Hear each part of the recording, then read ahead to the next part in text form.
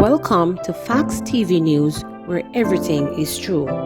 St. Catherine woman finds new beginning with crochet. I handmade crochet sets, swimwear, beachwear, vacation, outings, the normal clothing like regular dresses, shorts, tops, covers, bikinis, and crop tops. We do pants, we do jumpsuits, we do rompers, and we do monokinis. Since COVID, I started learning the trade and I keep practicing. And it's a trial and error process until I realized that if I do it this way, I got 3 models. And if I make it like this, it will fit a large. If I make it like this, it will fit medium or small. And over time, you just get better. Because it's a trial and error, as I said. And over time, you just improve. And then I realized, people gravitate towards it, so I just decided to come out on the street and let Jamaican people have a feel of it. Because I realized they love it, It's very comfortable. It's made with 100% wool or 100% cotton based on what is available on the market. It's a lovable thing for people, but sometimes they don't understand that it's a challenge to make it. It doesn't take an hour or 2. It can take an entire day and you're still not finished with an outfit. So when they come out and you give them a price, they're like, it's not so. They're like, too expensive. But they don't understand that the material is expensive and then it takes a lot of time to put it together for it to fit you, But hopefully things will pick up. It's the Christmas season now, so we are hoping for better support and everything. I am here Tuesdays, Fridays and Saturdays. Right here, this is a little spot that, it's not busy, but it works when it. What's the name of the street? This is Gillets. Yeah, so right behind Scotiabank Linstead. A lot of person be like, how old are you? Because old people do these things. But not just old people, because I love crochet. And sometimes I come out here and give away suits. And they be like, how come they're giving away labor? I I just love it. So I love to see people modeling it too and wearing it. And when some people send me pictures and they're like, look on your work, and I feel so proud of myself. 100% handmade. I have a little needle and some thread.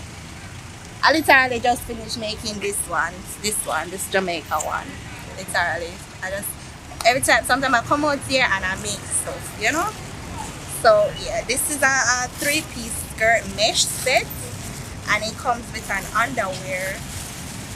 Most persons, they don't tell you what they want, but because I make for everybody, yeah. So this is a 3-piece set, and it comes with a thong at the back. It comes with a thong. Some persons say, see a point, I don't want the thong, And I say, you can take the skirt and the bra, or I can make a regular panty for you, a French cut or a Panda River. And sometimes they say, I don't want a skirt, I want a short. I say, you can take the brassiere and then I'll make a short for you for it to match. I do pre-order, I do customization, I do on-spot, and you can switch it up.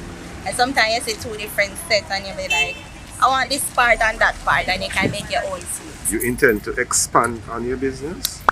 Yes, absolutely. When I started, I was hanging up 5 suits on the fence. And then, they say you can't eat off all your profit, so you have to invest in the business. Because I literally started with 5 suits hanging on the fence.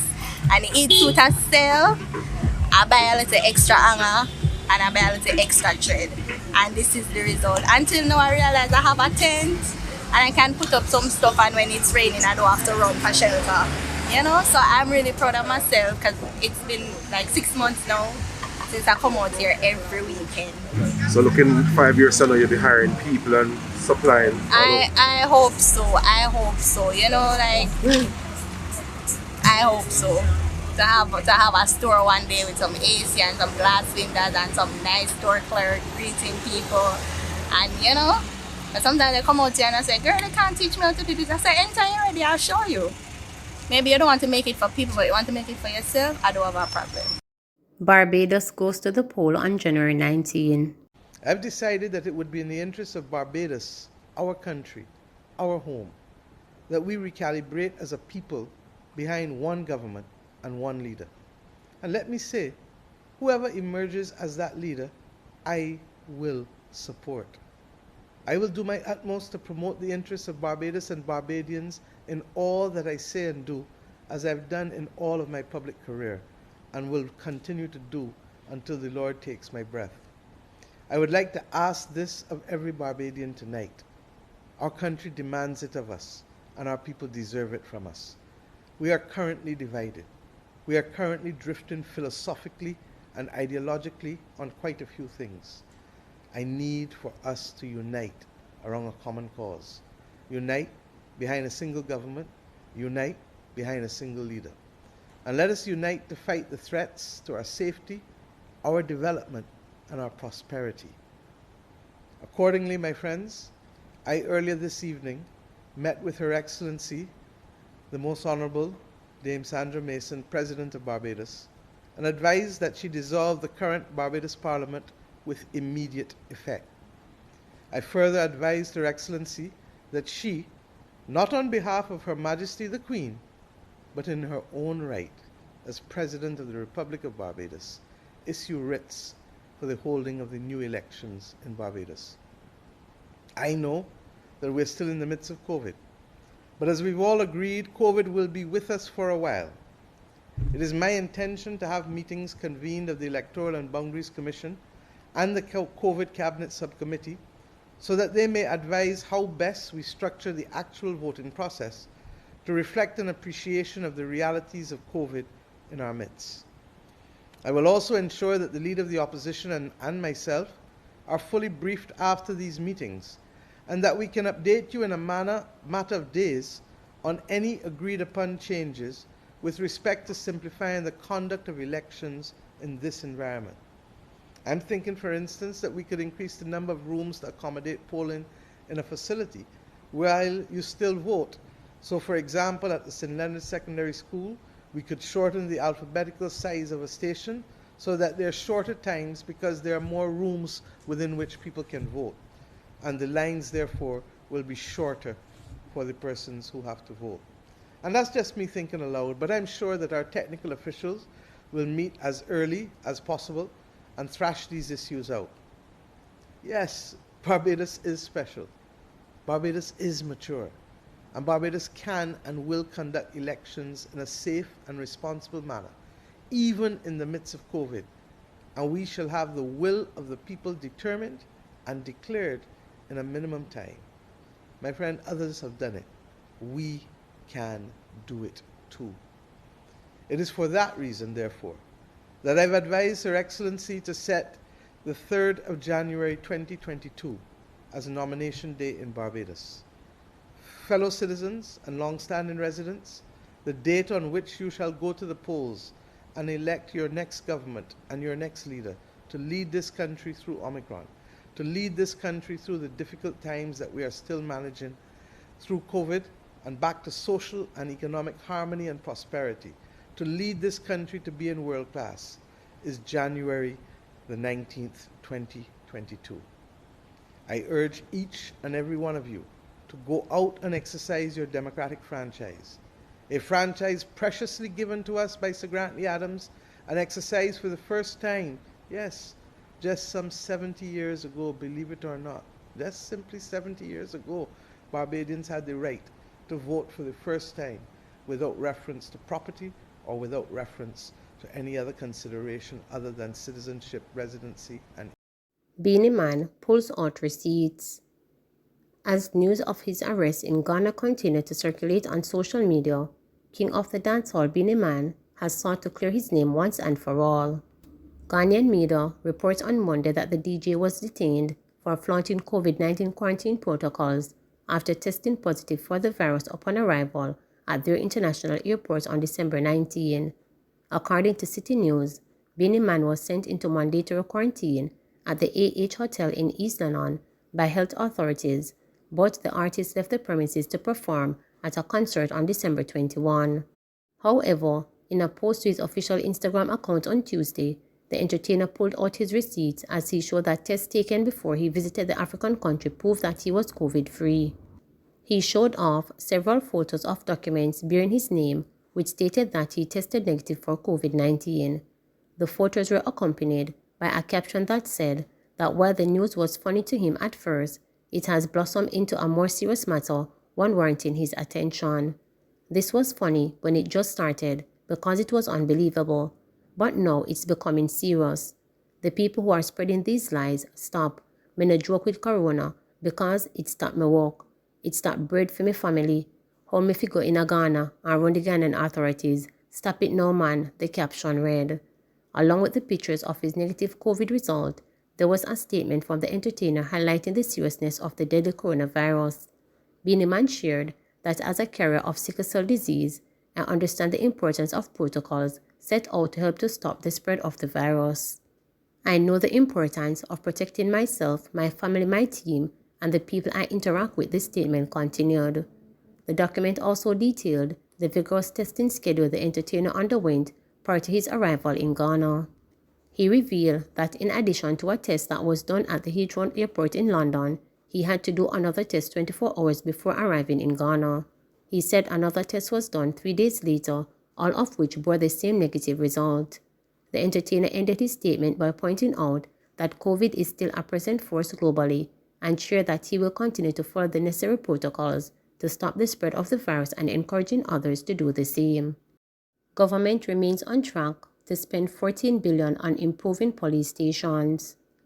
The government's plan to spend $14 billion over the next 3 years to improve the island's network of police stations remain on track, according to Minister of National Security Dr. Horace Chang. Speaking on Thursday, December 16, at the official opening of the new Buff Bay Police Station in Portland, which was constructed at a cost of $126 million, Chang reiterated that the government's undertaking to improve and transform police stations across the island. We will spend in the region of $4 billion on police facilities, he said. We are committed to effectively transforming police stations, and we have effectively dealt with 101 of those stations, he added. Chang said that work on 16 facilities will be completed by the end of the financial year. The Buff Bay facility was built under the National Security Ministry's Project Rebuild, Overhaul and Construct, which aims to rebuild, renovate, and retrofit police stations island-wide. The new facility features a ramp for the disabled, a server room, interview room, barrack rooms, and other modern amenities. The security minister said that the police station upgrading program is all government-funded, with the National Housing Trust (NHT) spending $2 billion and the Jamaica Social Investment Fund (JSIF) providing crucial support. He disclosed that Savannah Mar in Westmoreland will be getting a new police station. He said that design work for the facility has been completed, and we are going to tender and we will build a decent station to operate from. Member of Parliament for Portland Western Darrell Valls welcomed the new facility, noting that it will boost the morale of the police so that they can better carry out their work to serve and protect citizens. He said there are plans for further development of the parish, including the upgrading of critical infrastructure, which will boost job creation and make the tourism product more competitive. Commissioner of Police Major General Anthony Anderson, in his remarks, said the force is being transformed and assured residents of the commitment of the police ensuring their safety and security as they go about their business. Inmates laments no visitation policy during pandemic. Christmas Day, for the second consecutive year, was disheartening and filled with regret for Josh Gray, a prisoner at the Tower Street Adult Correctional Center in Kingston. Gray, who called the reporter on Christmas Eve directly from his phone inside the institution, popularly known as the General Penitentiary, complained that for the second time around, he, along with other prisoners, were not allowed visits by their children owing to restrictions and rules introduced after the onset of COVID-19. Nothing now go on for Christmas. From me see me kids them in December 2019, me no see them again. I'm not going to lie. Me get to speak to them, but mother love to see me kids them, to hold them in a me hand and make them know say daddy still there here. The father of 3 children, 2 daughters and a son reported. He continued, a lot of inmates, including myself, are asking to let us see our family, even our kids for the Christmas, but no one is talking to us. We even asked for a visit, like getting Christmas dinner or something like that, and nothing. At 2 years now, me no get no food visit, and all we beg them is a food visit or make we see we kids them. With the passing of Christmas, Gray is begging the relevant authorities to allow visit for the new year, even if it requires prisoners, their children and other visitors being fully vaccinated and tested negative for COVID-19. Even right now, inmates want get vaccinated, and all know nobody no come fi say them a go make we get vaccinated or whatever, so we can't see we family. Nobody not tell we nothing. If a vaccine we fi take fi see we family them, inmates willing fi take the vaccine, but nobody not tell we nothing. We left right now with everything, Gray reported. Gray also complained that the authorities at the facility, who should be investigating the grievances, are not listening to them. If we go over the overseer office or so, the overseer them not even talk to we. Basically, we left out of the world like nobody no member we, he said. Gray also reported that one of the major problems the prisoners now face is obtaining supplies from the tuck shop. He said there was the need for sweeping changes at the correctional facility. The tuck shop, if you put the money on the card, it take like 3 months before the money come, he complained. If you go down to them about the problem, them a tell us said them responsible for that, or the bigger heads responsible for that, but the bigger heads now come to we. We never see the bigger heads, he added. Gray said the inmates could not access items for proper sanitization on a timely basis from the tuck shop, even after those products were paid for by their relatives. You not get no bleach, you not get no disinfectant, you not get none of them something there. Them stuff there are where you have to buy at the tuck shop, and even if your family put on the money, you not get it until 3 months' time, he said. He said sometimes inmates are fed up with 2 slices of bread with mackerel, gravy and a cup of tea for breakfast. Gray vowed that he would not return to prison after he is released. When me go out and me free from all of this, me not do nothing to come back in this place. Nothing to go against the law. If a church me have to go, me a go a church because me a try my best to not come back in this place here, he said. He argued that the institution was not geared towards rehabilitating inmates. This institution turned you into a monster. When reporters contacted the minister about portfolio in the Ministry of National Security, Matthew Samuda, for a comment regarding the situation, he indicated that he would not comment at this time. Growth and jobs. Jamaica Fire Brigade celebrates 150 years. 150 years ago, the Jamaica Fire Service was established after the city of Kingston was affected by a series of large fires. The service was officially launched in October 1871 to address the country's need for an organized fire station. The first Fire Brigade was established under the Kingston and St. Andrew Fire Brigade Act, with others being formed across the country under the Parochial Fire Brigade Act. Until 1988, when the Fire Brigade Act replaced the other acts, Jamaica had 13 separate brigades. These brigades were brought under a central command known as the Jamaica Fire Brigade, JFB, in 1995. As could be expected, after 150 years, many things have changed about the fire service as it evolves to meet the needs of the changing Jamaican population.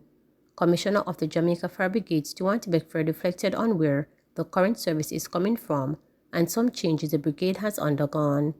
The service has evolved from what was then a horse-drawn buggy service to where we are now using modern firefighting equipment and some of the latest units that you can find anywhere in the world.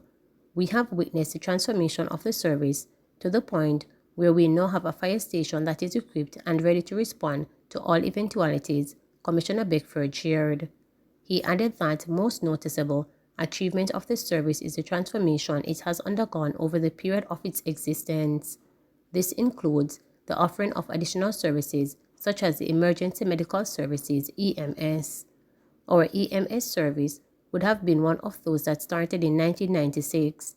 We started with 5 locations then, and we are currently at 9, with the hope of expanding into other areas and at least before the end of this financial year.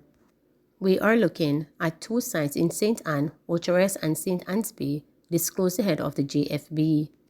The EMS is the arm of the Jamaica Fire Brigade that provides pre-hospital care and ambulance services from the fire station. The brigade, committed to its mandate of saving lives and protecting property, has also become more involved in their communities at all stages of property and life protection. We also saw an expansion in our fire prevention activities, where we are doing building plans, subdivisions, and our inspection of special facilities, offices, schools, hospitals, and so on. We would have gotten more involved in those and broaden our reach, where all 13 divisions are carrying out these activities, said Beckford. The fire prevention activities also include the JFB's campaign, such as Make We Fix It, which targets reducing child fire-related deaths, and their fire warden clubs in schools. The JFB also conducts training with the public and observe fire drills conducted by schools and businesses. In 2021, the JFB also celebrated 25 years of commemorating Fire and Life Safety Awareness Week. During this week, the brigade takes the message of fire safety to the public in their homes, to schools, to businesses, and through the use of media. Community members are engaged in the spread of safe fire practices and fire prevention tips. The JFB also developed the Community Bushfire Management Education Program for residents of areas most affected by fires, like farming communities in Mavis Bank, Upper St. Andrew, St. Elizabeth, and many others across the island.